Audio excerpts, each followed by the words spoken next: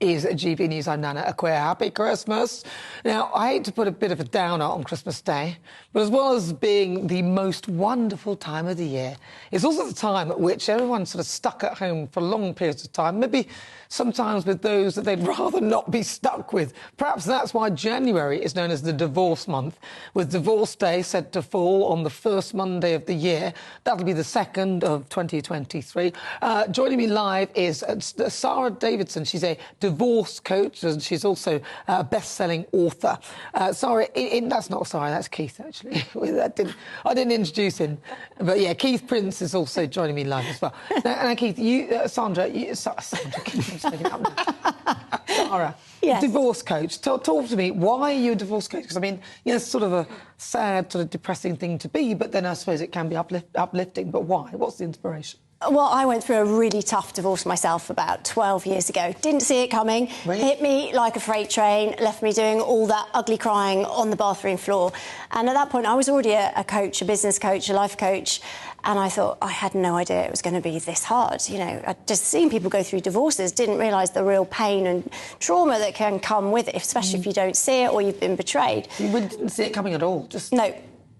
I mean, with hindsight, that's a wonderful thing. I can see there's definitely some red flags along the way. What were the red flags if you look back? Well, my ex started to go out a lot more without me, passcodes on phones, really just pulling away as well. I think you sort of notice if someone's not into you anymore, right? There's sort of a distance and the way they connect with you is different. So, yeah, I mean, looking back, I was just thinking, oh, well, everyone's busy, people are tired, have had busy days, we work together as well. So there's a lot of pressures on that relationship anyway. So, yeah, So how did you find out about it? You always go for that. Well, it's in my book, actually. I actually found in my bedside table, a contact lens box. I don't wear contact lenses, and a false eyelash. Oh, that's not good, is it? No, I'd been away, came back from a trip away for work. I opened my bedside table looking for my lip balm to go to the gym, just to sort of get ready, and I was like, hang on. I then phoned the lady that helped care for my son, because he was only little, he was only one at the time. She said, do you wear contact lenses? She was like, sorry, no.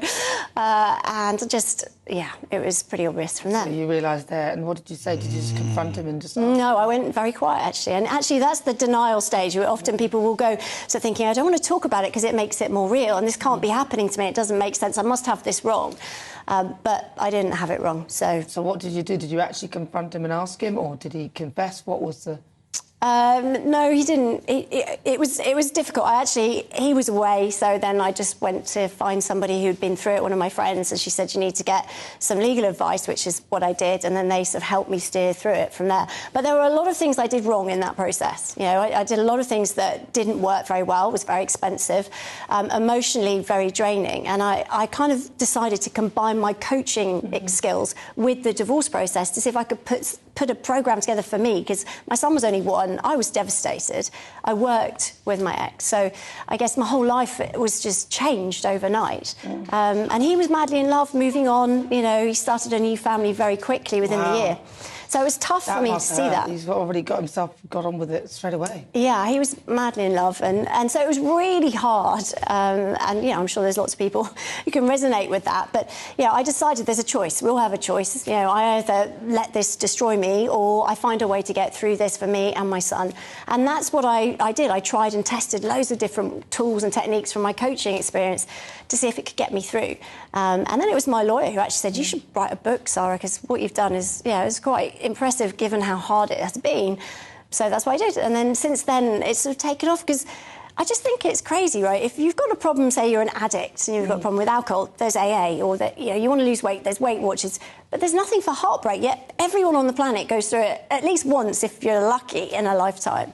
So I really decided to put programs together to help people going through any kind of heartbreak, separation, and that's what I do. And I know people think it's a really depressing job, but it's actually the most rewarding job.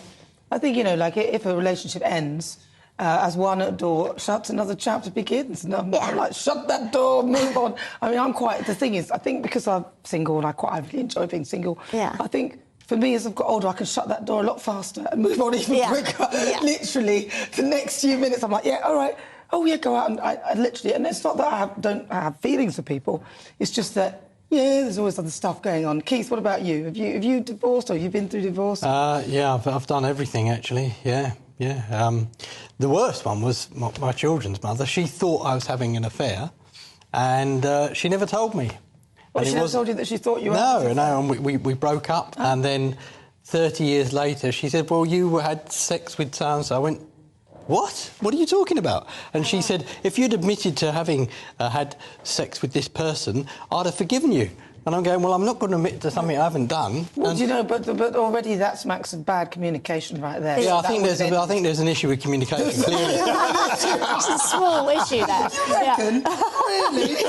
Have you worked on it since? No. Well, listen to that, because Sam Dallas also joining us as well. Sam, what about you then? I mean, have you been divorced? Have you ever been married, Sam? No, but I want to commend both of your guests. I mean, first of all, like Keith said, communication is the key, obviously, and that is just gutting to find out that that's why she split up with you when you weren't even having an affair to begin with. But also, I mean, heartbreak is one of the worst feelings of all. Like it's all consuming, and yeah. I had a really bad breakup once, and I did the cardinal sin of looking through his phone. Never, ever a good idea. And I found a text from somebody that I didn't recognise the name, and it was like, yeah, still with Sam, looking for a way out. And you're like, Ouch, ouch. Yeah. It's not funny, Sam, like, sorry. And you confront and you try and get to explain how do you explain yourself? How do you explain your way out of that one? But again, it's to do with with your guests. It's to do with having an affair. Is cowardice. You know what I mean? Like I have a relationship now. I had a relationship, and and both of us said to each other, like, I would break up with you before I would cheat on you. Do you know what I mean? Because it's to do with respect and going behind somebody's back and as with your guest, like sleeping in her bed, and I mean it's a disgrace. And I hope she bloody took him to the cleaners. Yes, well, apologies for any language. Thank you very much, Sam. Stay right there. But let's have a quick look at what you've been saying. Gwen says, hi, Nana. I thought that the picture Prince George has done is really good, because we were chatting about that, because it's a fabulous picture. It's like a little reindeer with some robins. Let's not forget that Prince Philip and the King can paint as well. I remember watching a documentary about the Duchy of Cornwall and the Prince of Wales, and he was then used to paint watercolours as Christmas cards to his tenants, so it runs in the family. You might be right there, actually, to be fair. And I don't think they